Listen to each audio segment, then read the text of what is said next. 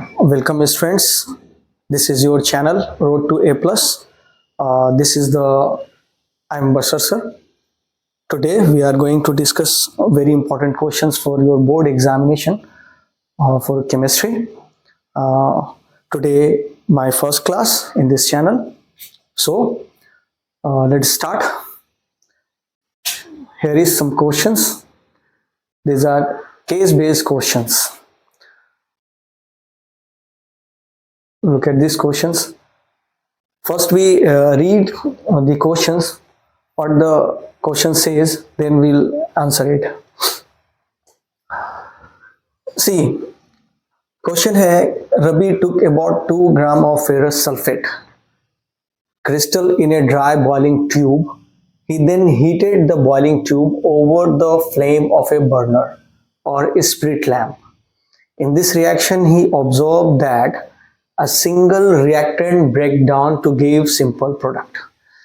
As we know that a chemical reaction in which a bigger molecule decomposes or break down into simpler molecules or compound is called decomposition reaction. Hence, it is a decomposition reaction as mentioned already in the questions. This is a decomposition reaction. He further reported that the ferrous sulfate crystal lose water when heated and decomposes. He further reported that the ferrous sulfate crystal lose water when heated and decomposes. Now we write the chemical equations to solve this. When we write the chemical equations, the questions become very easier. Okay, let's start. Ferrous sulfate crystal.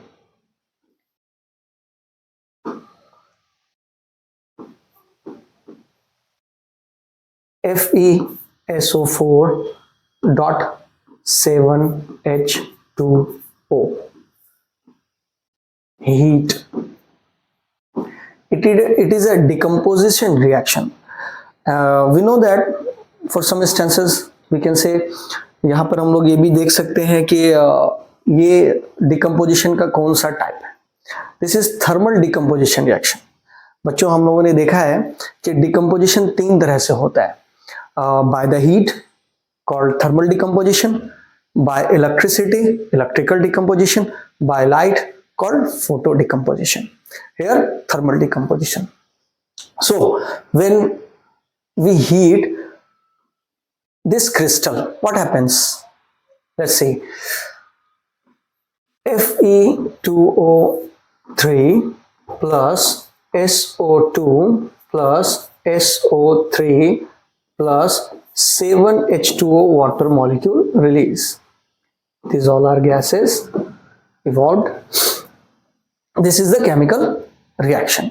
This is equations. So now let's see the questions. What compound is formed when SO2 is passed through water? Now this is SO2. What happens when SO2 is passed through water? Let's see. SO2 is a gas, passes through. H2O is a liquid. What happened? A straightforward reaction we call addition sometimes. H2SO3.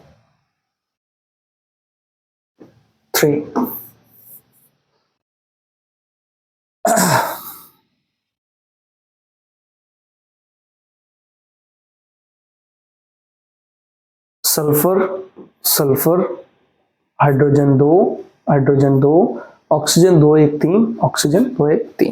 This is a balanced chemical equation. We don't have to bother about balancing the chemical equations. So it is a balanced chemical equations. What compound is formed when SO2 is passed through water? This is called sulfurous acid. Sulfurous acid. Okay, the first question is done. What is the color of ferric oxide? Now this is ferric oxide. This is ferric oxide.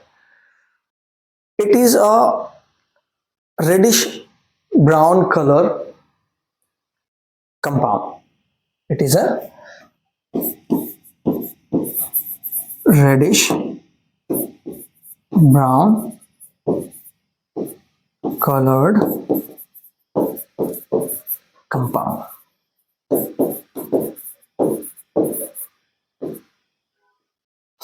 It is a reddish brown colored compound. Second number answer. First number answer. Write 4 observation of this experiment. The question number 3rd is for 2 marks. What are the observations? Here we see, अगर हम chemical equations को देखें, पहला observation है it is a decomposition reaction. दूसरा observation है it gives sulphur die और try oxides. It gives ferric oxide which is reddish brown, and it gives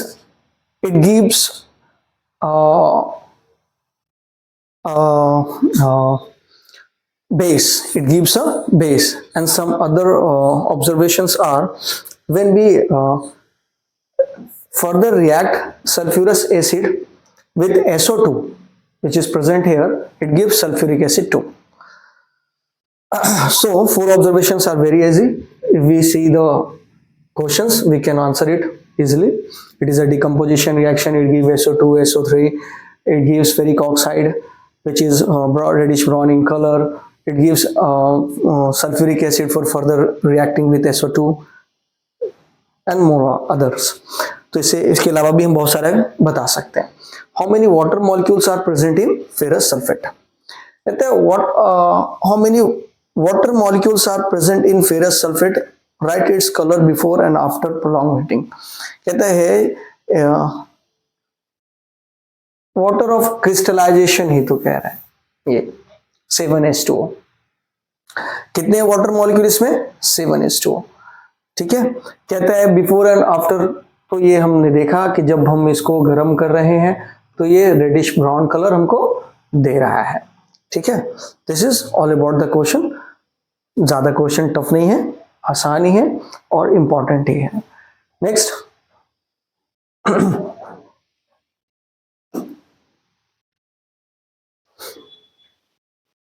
next question.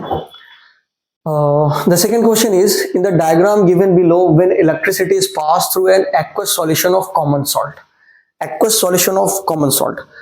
बच्चों जैसा हम लोग जानते हैं ये एसिड बेस्ड सॉल्ट का क्वेश्चन है, और जब एसिड बेस्ड सॉल्ट हम लोग पढ़ते हैं वहां हम लोगों ने पढ़ा होगा ब्राइन. एक बहुत ही इंपॉर्टेंट कंपाउंड होता है ब्राइन. ब्राइन होता है aqueous concentrated aqueous solution of NaCl. Concentrated aqueous solution of NaCl. This is together called brine. This is called brine. कहता है electricity is passed. Electricity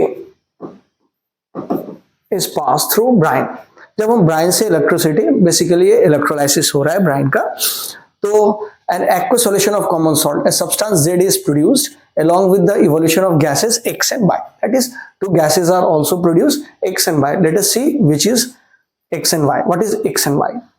The X will be Cl2, Y will be H2, and the third compound Z is NaOH. This is the main compound which we obtained after reactions of brine. Now see the questions. Read the question again.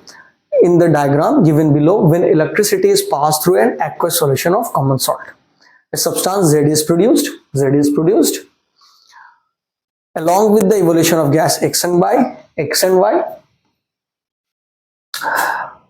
When a burning matchstick is brought near the gas Y, that is Y, that is X, that is Z. It burns with a pop-up sound, whereas X is used for disinfecting water, drinking water. When X is passed through a solution of slaked lime, an insoluble substance A is produced.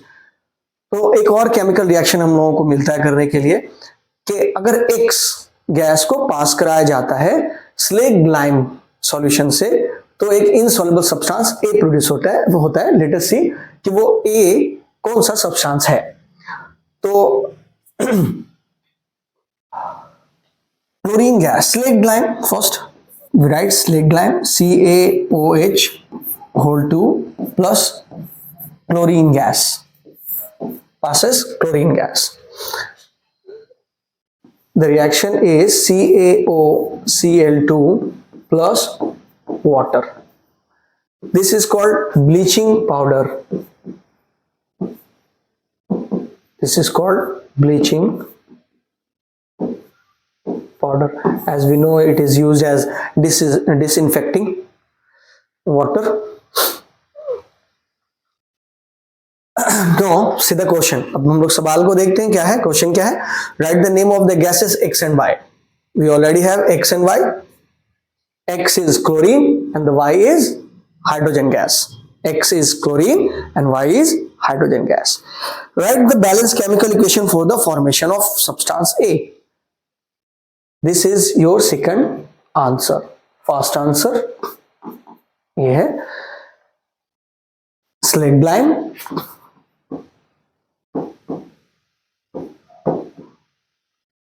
और chlorine gas.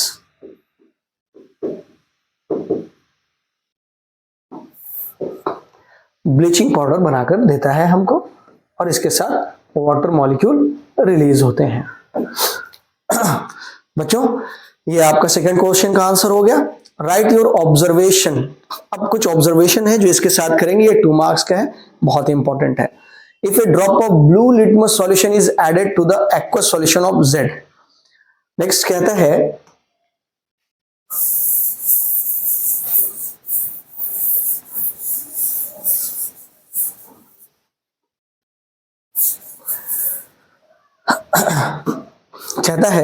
if a drop of blue litmus solution is added to the aqueous solution of substance Z, we know Z is NaOH। NaOH इसको in contact with blue litmus solution लाते हैं,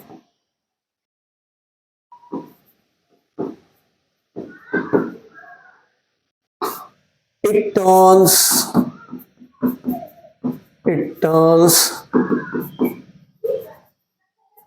litmus into either pink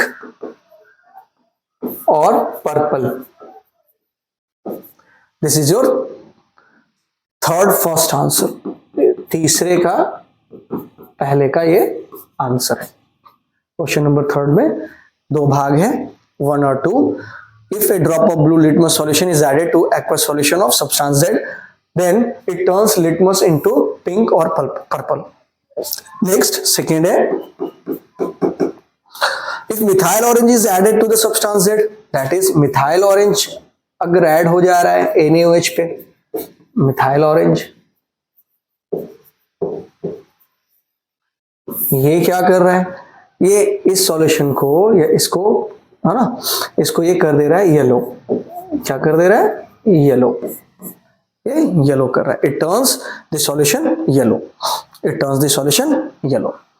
so we have done all the 3 questions.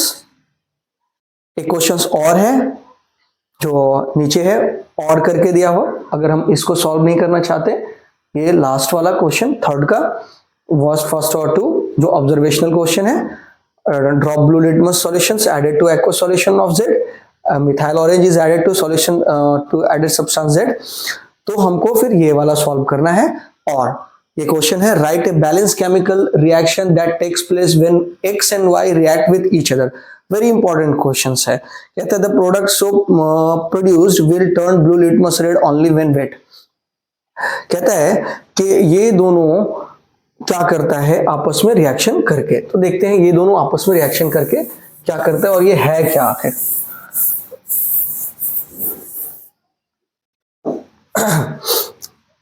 X और Y, Cl2 और H2, ये दोनों gas है।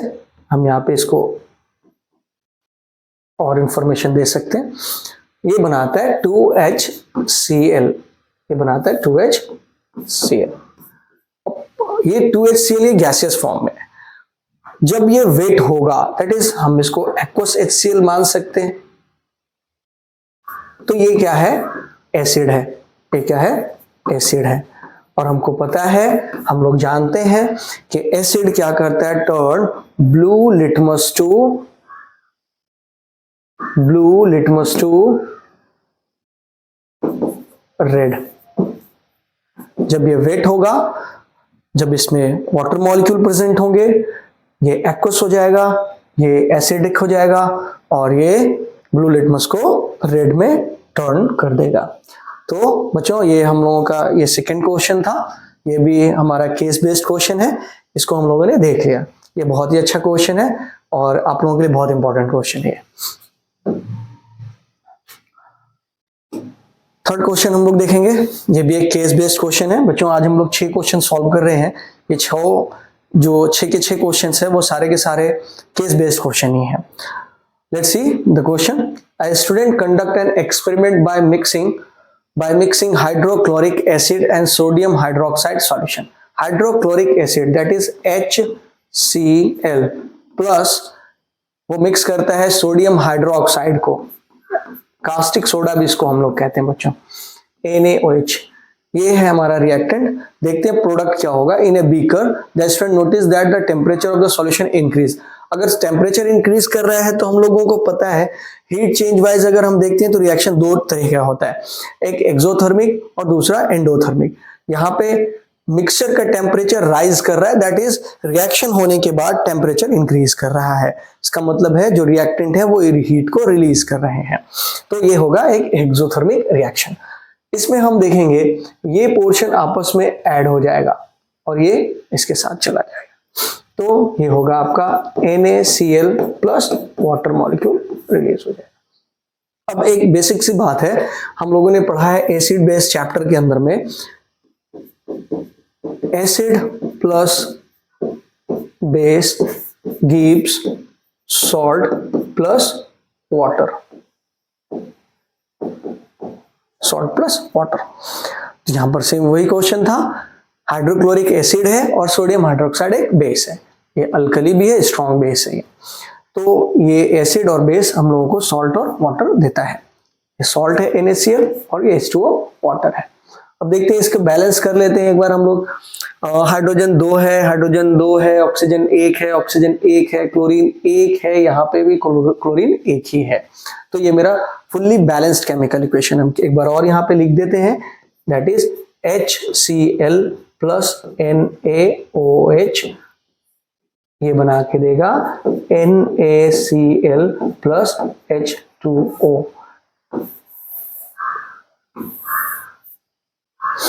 अब हम लोग क्वेश्चंस को देखते हैं। What is the balanced chemical equation for the reaction between hydrochloric acid and sodium hydroxide? 1 marks का है, 1 मार्क्स का है। ये हमारा पहला क्वेश्चन सॉल्व हो गया। Why does the temperature of the solution increases during the reaction between hydrochloric acid and sodium hydroxide? बच्चों हम लोगों ने अभी तुरंत फौरन ही इसको डिस्कस किया था कि केमिकल रिएक्शंस हीट चेंज के बेस पे 2 होता है, एंडोथर्मिक और एक्सोथर्मिक। क्योंकि यहाँ हम देख रहे हैं कि सॉल्यूशन का जो टेम्परेचर है वो इंक्रीज कर जा रहा है, और टेम्परेचर तभी इंक्रीज करेगा जब रिएक्टेंट हीट को रिलीज करेंगे, और हीट रिलीज होता है एक्सोथर्मिक रिएक्शन में। So the reaction is exothermic, hence the temperature rises, hence the temperature of solution rises और increases. Okay, now let's see third question. Third is divided in 2 portions, A and B. What is the chemical name for the compound formed during the reaction between hydrochloric acid and sodium hydroxide? ये आपसे इसका chemical name पूछ रहा है और कुछ भी नहीं पूछ रहा है। इसका केमिकल नेम है sodium chloride, sodium chloride, you है सोडियम क्लोराइड, और इसको हम लोग कहते हैं डाई हाइड्रोजन मोनोऑक्साइड। वाटर को हम लोग पहले भी पढ़ा होगा कहीं, H2O डाई हाइड्रोजन मोनोऑक्साइड।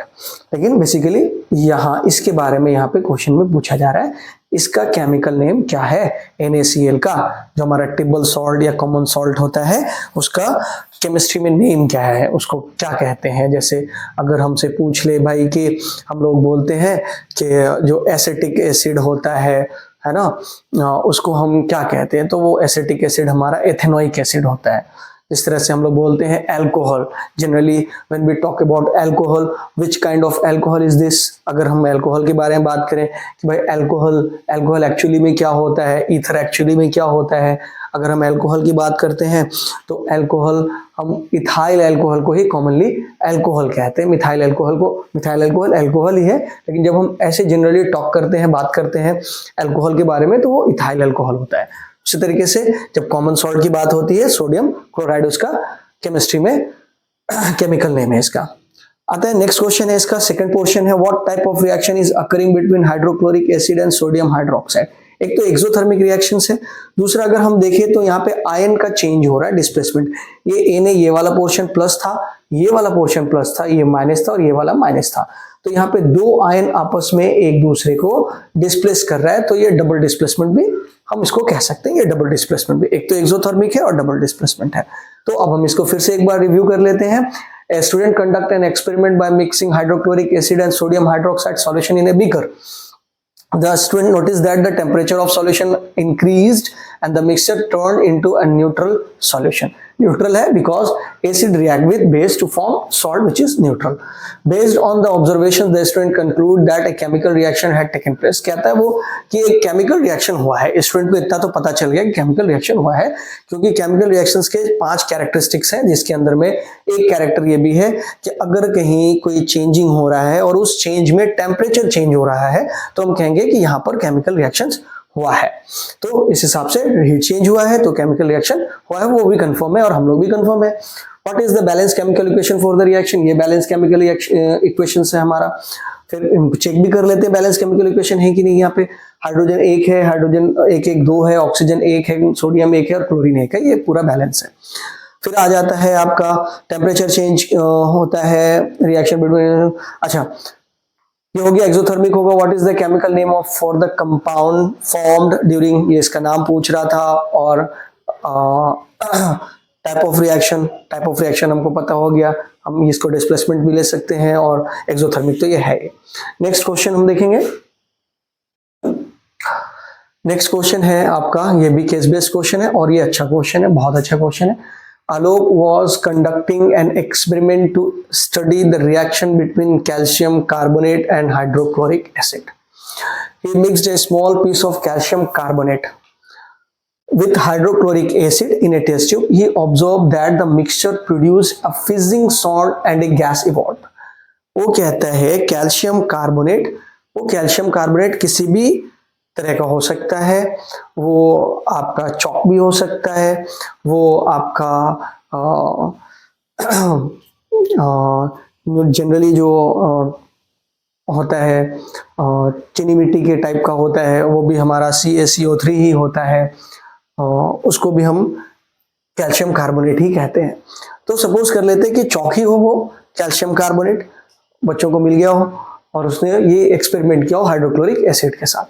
तो CaCO3 उसने लिया है और इसको मिक्स कर दिया है HCl के साथ। देखते हैं ये रिएक्शन क्या होता है। जब ये रिएक्शन हम करते हैं, इस रिएक्शन में ये बनाता है CaCl2 plus CO2 plus H2O। ये गैस रिलीज हो जाती है। इसी गैस के बारे में उसको पता चलता है कि ये फिजिंग साउंड करता है, हाँ, जो निकलता है तो आवाज होता है। ये जो गैस यहाँ पे आप देख सकते हैं, ये गैस है कार्बन डाइऑक्साइड। ये गैस है, इसका नाम है कैल्शियम क्लोराइड।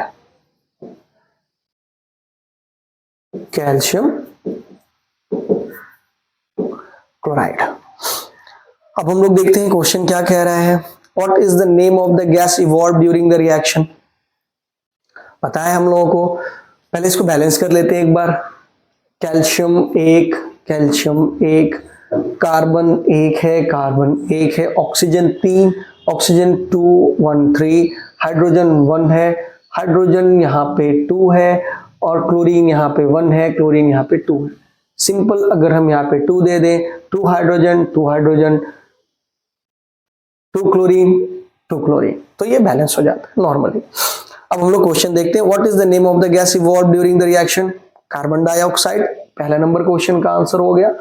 सेकंड है, how did Alok identify? Gas का तो कलर होता नहीं है कार्बन डाइऑक्साइड का, तो हमको कैसे पता चलेगा, आलोक को कैसे पता चलेगा कि ये गैस कार्बन डाइऑक्साइड है? जैसे ही कार्बन डाइऑक्साइड के करीब में अगर हम किसी चीज को जलती हुई चीज को अगर हम लेकर जाते हैं, जैसे हम इसको लेकर जाते हैं, ये क्या हो जाता है, इसका फ्लेम क्या हो जाता है, ऑफ हो जाता है, इसका फ्लेम ऑफ हो जाता है, ये जो जलना था वो बंद हो जाता है। लोगों को पता है कि आपका फायर एक्सटिंग्विशर के तौर पे भी कार्बन डाइऑक्साइड को हम लोग यूज कर लेते हैं आग को बुझाने के लिए। तो कार्बन डाइऑक्साइड जो होता है वो आग को बुझा देता है, ठीक है। तो आलोक इस तरह से आइडेंटिफाई करेगा कि जो बर्निंग है वो खत्म हो जाता है, जो कंबशन है वो ऑफ हो जाता है। What is the name of the product of the form during the reaction? ये जो रिएक्शन हुआ है इसमें जो प्रोडक्ट है उसका नाम क्या है? तो ये हमारा थर्ड आंसर हो गया। थर्ड आंसर हुआ कैल्शियम क्लोराइड। थर्ड आंसर हुआ कैल्शियम क्लोराइड जो बनता है। इसके अलावा कार्बन डाइऑक्साइड और वाटर भी बनता है, लेकिन बेसिकली पूछा जा रहा है कि जो प्रोडक्ट बन रहा है उसका नाम क्या है। What is the importance of balancing chemical equation? ये हालांकि ये सवाल chemical equations and chemical reactions का है, यहाँ पे पूछ दिया गया है कि इसको बैलेंस करने से क्या फायदा होता है। हर बार अगर हम केमिकल इक्वेशंस को बैलेंस करते हैं तो सबसे बड़ा फायदा ये होता है, हमको पता चल जाता है रिएक्टेंट कितने हैं, प्रोडक्ट कितने हैं, और सबसे जो बेसिक बात है कि बैलेंस केमिकल इक्वेशन होना इसलिए भी जरूरी है क्योंकि वो law of conservation of mass को फॉलो करता है। बिना कोई भी रिएक्शन ऐसे नहीं हो सकता जो रूल्स हैं लॉ ऑफ केमिकल कॉम्बिनेशन उनको फॉलो ना करे। तो इसलिए ये इंपॉर्टेंट है कि हमारा केमिकल इक्वेशन बैलेंस हो, और इससे ये पता चलता है कौन से गैस हैं, कहाँ पे इवॉल्व कर रहे हैं, कितने मॉलिक्यूल हैं, ये सारा इनसे भी पता चलता है, ये इंफॉर्मेशन हमको पता चल जाता है। ठीक है, तो ये क्वेश्चन नंबर फिर से रिव्यू कर लेते हैं कि what is the name of the gas evolve during the reaction? ये रिएक्शन है कैल्शियम कार्बोनेट और हाइड्रोक्लोरिक एसिड के बीच में। कैल्शियम कार्बोनेट, कैल्शियम कार्बोनेट और हाइड्रोक्लोरिक एसिड, ये कैल्शियम क्लोराइड, कार्बन डाइऑक्साइड और वाटर रिलीज करता है, ये बनाता है। उसके बाद है गैस जो बर्निंग है उसको बंद कर देगा तो पता चल जाएगा ये कार्बन डाइऑक्साइड है, प्रोडक्ट कैल्शियम क्लोराइड है, और बैलेंस केमिकल इक्वेशन इंपॉर्टेंट है क्योंकि इससे हमको इंफॉर्मेशन मिलता है और ये जरूरी है हमारे law of conservation of mass को फॉलो करने के लिए। नेक्स्ट,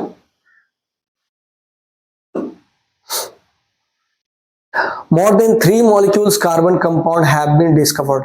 सिर्फ 3 मिलियंस लिखा है, more than 3 million carbon compound. I think ये इससे भी कहीं ज्यादा है, हैव बीन डिस्कवर्ड, और हर दिन रोज नया कार्बन के कंपाउंड्स बनाए जा रहे हैं, डिस्कवर्ड हो रहा है। Have been discovered in the field of chemistry. The diversity of the compound of this compound is due to the capacity of carbon atoms for bonding with one another as well as with other atoms। ये जो sentence है बच्चों इसको याद रखना है कि जो कंबाइनिंग कैपेसिटी ऑफ कार्बन है with itself and with other by single or double or triple covalent bond is called catenation property, which is very important। catenation property की वजह से ही ये कार्बन के कंपाउंड की संख्या मिलियंस में है। कहता है most of the carbon compounds are poor conductor of electricity and have low melting and boiling point. कहते हैं ज्यादातर का जो कंपाउंड्स होते हैं वो पुअर कंडक्टर होते हैं इलेक्ट्रिसिटी के, and have low melting and boiling point. बच्चों हम लोगों को पता है कंपाउंड्स आयनिक होते हैं और कोवैलेंट होते हैं। जो आयनिक कंपाउंड होते हैं वो आयन से बने होते हैं, जब वो टूटते हैं तो वो आयन देते हैं जिससे वो एक्वस सॉल्यूशंस में वो हीट को वो इलेक्ट्रिसिटी को कंडक्ट करते हैं, वो कंडक्टर होते हैं, वो इलेक्ट्रोलाइट होते हैं। लेकिन जो कोवैलेंट कंपाउंड होते हैं क्योंकि वो शेयरिंग ऑफ इलेक्ट्रॉन से बने होते हैं, उनके पास फ्री इलेक्ट्रॉन, मूवेबल इलेक्ट्रॉन नहीं होते, जिनके कारण वो सारे के सारे ज्यादातर अच्छे कंडक्टर नहीं होते हैं। ठीक है। हालांकि जो एसिड्स होते हैं वो भी कार्बन के कंपाउंड है, लेकिन वो स्लाइटली चूंकि एसिडिक हैं तो वो आयन देते हैं, बट वो इतने ज्यादा बेहतर नहीं होते कि वो इलेक्ट्रिसिटी को कंडक्ट करेंगे, वो इलेक्ट्रोलाइट नहीं होते। Right the molecular formula of the first member of homologous series having functional group Br। बच्चों हम लोगों को पता है कि फंक्शनल ग्रुप क्या होता है, पहले हम लोग यहाँ पे देख लेते हैं कि फंक्शनल ग्रुप कहते किसको है। Functional group, functional group, functional group कहते हैं this are the atoms, atom और group of atoms, group of atoms that describes the chemical property of a compound।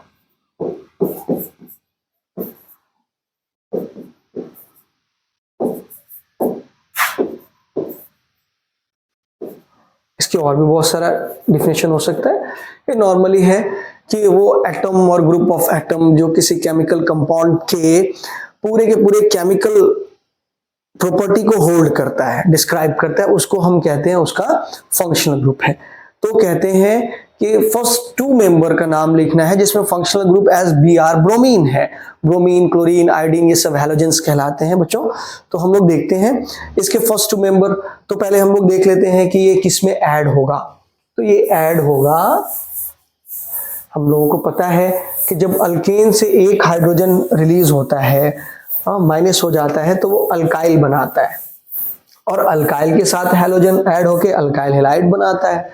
तो यानी दैट इज जो अल्केन होता है, अल्केन CH4, उससे जब एक हाइड्रोजन माइनस होता है तो ये बनाता है CH3, CH3 बनाता है। तो ये एक लोन रहता है, यहाँ पे एक इलेक्ट्रॉन बाकी रह जाता है जो रिएक्ट करेगा आगे जाके। तो इसको हम कहते हैं अल्काइल, इसको हम कहते हैं अल्काइल। ठीक है, ये अल्काइल क्या करता है, ये अल्काइल ऐड करेगा किसको, ब्रोमीन को, इसको ब्रोमीन को। यही इसके बारे में ही बात हो रही है कि एक ब्रोमीन फंक्शनल ग्रुप एडेड है, उसके दो मेंबर, दो होमोलोगस का नाम बताना है। तो एक तो हम लोग देख रहे हैं यहाँ से कि ये CH3Br हो जाता है, ये H हट के यहाँ पे इसकी जगह पर आ जाता है Br, प्लस कौन हो जा रहा है, Br। तो ये क्या बन जा रहा है, ये बन जा रहा है मिथाइल ब्रोमाइड। क्या बन जा रहा है, ये बन जा रहा है मिथाइल ब्रोमाइड, मिथाइल ब्रोमाइड बन रहा है, मिथाइल ब्रोमाइड। ठीक है, और ये पहला मेंबर है, चूंकि कार्बन एक से शुरू हो रहा है, अल्केन का पहला मेंबर शुरू होगा मेथेन, अल्केन का फर्स्ट मेंबर जो है वो है मेथेन है। सैचुरेटेड हाइड्रोकार्बन अल्केन से शुरू होता है, उसका एग्जांपल अल्केन है। अल्केन का पहला मेंबर जो है वो मेथेन है, मेथेन से एक हाइड्रोजन हटा है, मिथाइल बना है, उसके साथ ब्रोमीन ऐड हो गया है तो मिथाइल ब्रोमाइड बना है। तो हमको दो सीरीज के दो मेंबर का नाम बताना है। तो एक हम बता सकते हैं कि CH3Br, और दूसरा हम बता सकते हैं C2H5Br। दैट इज बहुत सिंपल है, ये हो जाएगा मिथाइल ब्रोमाइड, और दूसरा हो जाएगा ethyl bromide, ethyl bromide.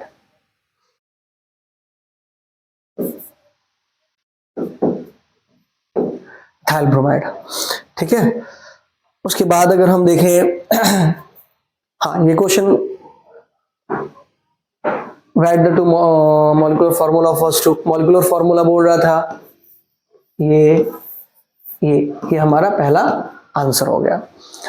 Given below are the formula of some functional group, write the name of the functional group. इसका नाम पूछ रहा है। पहला लिखा हुआ है, ये जो फर्स्ट है वो लिखा हुआ है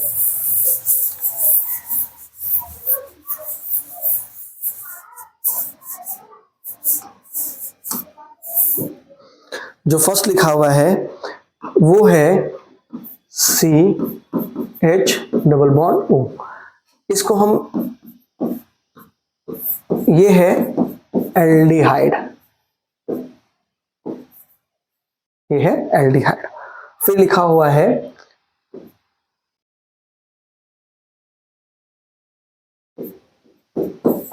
ये है कीटोन, ये है कीटोन। तो इस तरह से सेकंड वाले क्वेश्चन का आंसर भी डन हो गया। What would be observed on adding 5% alkaline potassium permanganate drop by drop? Next question में इसका पोर्शन होगा drop to some warm ethanol taken in a test tube, state the role of KMnO4 in the reaction and write the chemical equations. Write the chemical equations for the reaction involved. देखते हैं drop by drop क्या कर रहे हैं हम। फिर से देख लेते हैं इस क्वेश्चन में, ऊपर चलते हैं। क्वेश्चन है C, what would be observe on adding a 5% alkaline potassium permanganate added by. यहाँ पे और कोई क्वेश्चन छूटा तो नहीं है कुछ भी, ठीक है। पोटेशियम परमैंगनेट ऐड कर रहे हैं हम, potassium permanganate drop by drop to some warm ethanol taken in a test tube. एक गर्म इथेनॉल, इथेनॉल हम कहते हैं CH3 CH2 OH को, इसको हम इथाइल अल्कोहल भी कहते हैं, इथाइल अल्कोहल, इसी को हम इथेनॉल भी कहते हैं, इथेनॉल भी कहते हैं, ठीक है। ये इथेनॉल को जब हम क्या कर रहे हैं, KMnO4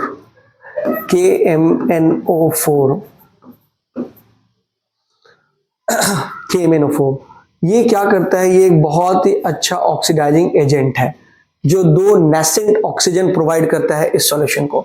नेसेंट ऑक्सीजन वो होता है जब हम कहते हैं ना O2, तो ये भी क्या होता है, ये भी होता है O डबल बॉन्ड O, यानी ये मॉलिक्यूल है ऑक्सीजन का।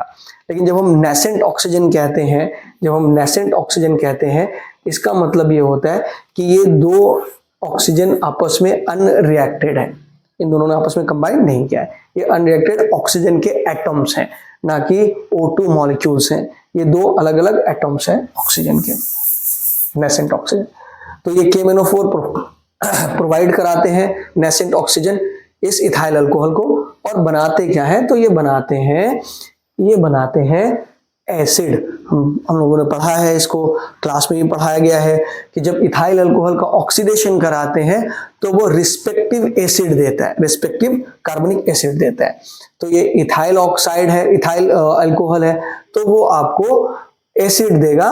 कौन सा एसिड देगा, एसिटिक एसिड देगा, यानी ये देगा CH3COOH प्लस यहाँ से वाटर मॉलिक्यूल रिलीज हो जाएंगे।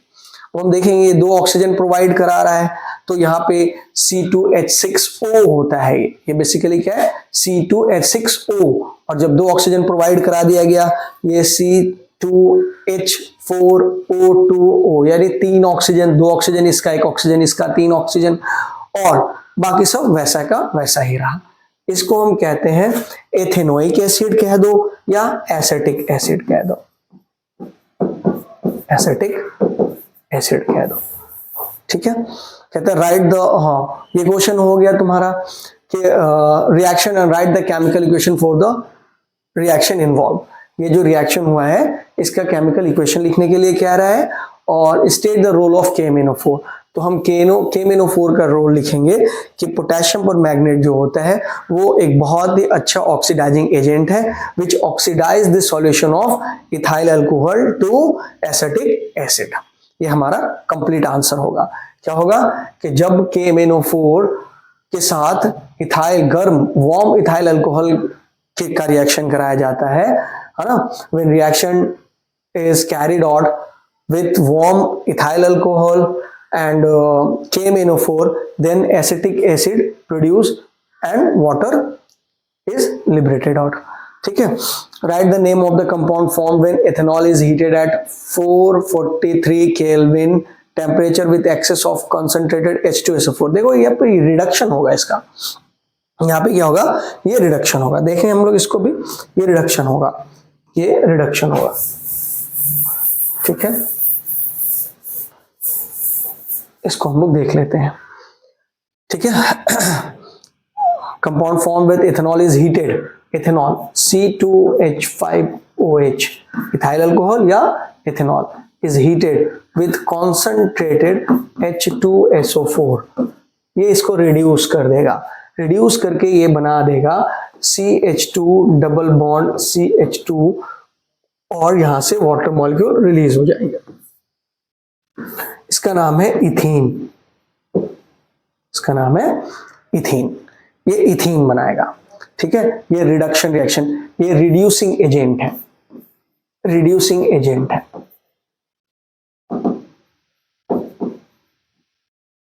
ये रिड्यूसिंग एजेंट है। C2H5OH ये रिड्यूसिंग एजेंट है। क्या बना रहा है? इथीन बना रहा है। केमिकल रिएक्शंस, ये है केमिकल रिएक्शंस।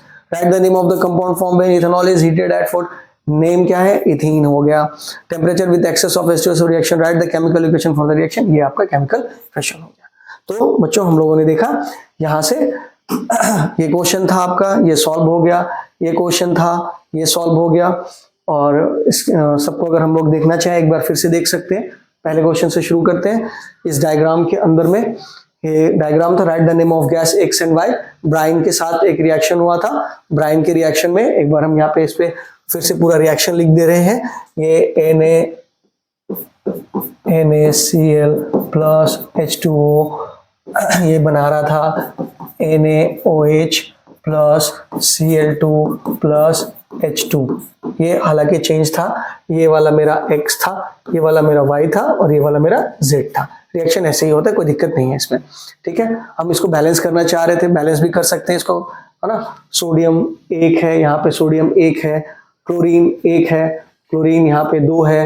तो जैसे यहाँ पे 2 हो गया, हम यहाँ पे 2 लगा दिया, क्लोरीन 2 हो गया।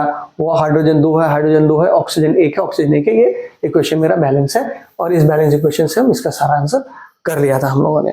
नेक्स्ट हम लोग देखेंगे, इसमें आ जाएंगे। ये कहता है फेरस सल्फेट, फेरस सल्फेट के एक क्रिस्टल को हीट किया जाता है तो ये क्या बना के देता है? फेरिक ऑक्साइड बनाता है, SO2 SO3 गैस रिलीज होता है, बाद में SO2 को वाटर के साथ रिएक्शन कराते हैं तो ये सल्फ्यूरस एसिड बनाता है। फेरिक ऑक्साइड का कलर पूछा गया था, ठीक है, और इंपॉर्टेंस पूछा गया था बैलेंस इक्वेशंस का, ठीक है। कितने वाटर ऑफ क्रिस्टल है इसमें मॉलिक्यूल वाटर के, वो तो 7 थे, ये हो गया।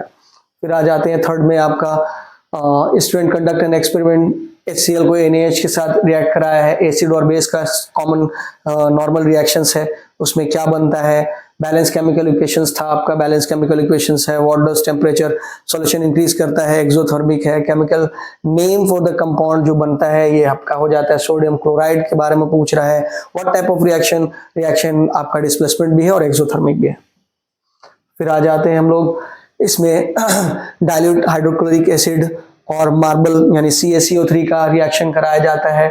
इसमें कार्बन डाइऑक्साइड गैस रिलीज होती है जिसका चेक करते हैं।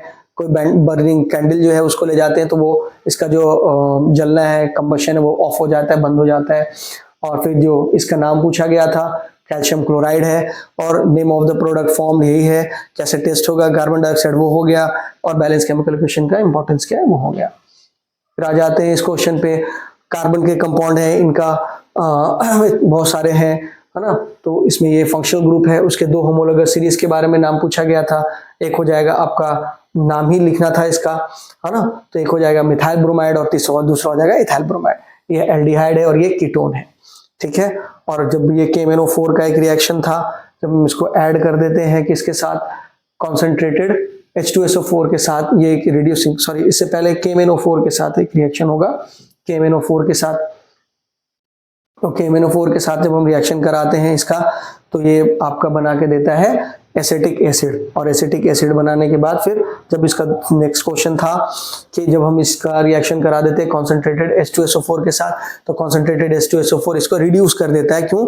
कॉन्सेंट्रेटेड H2SO4 एक अच्छा रिड्यूसिंग एजेंट है और इथिलीन गैस बनती है, इथीन गैस बनता है और वाटर रिलीज हो जाता है। तो बच्चों ये था आपका कुछ केस बेस्ड इंपॉर्टेंट क्वेश्चन आपके बोर्ड एग्जाम्स के लिए। उम्मीद है आपको अच्छा लगा हो और ये इंपॉर्टेंट है तो आप इसको जरूर नोट डाउन कर लें, अच्छे से इसकी तैयारी कर लें।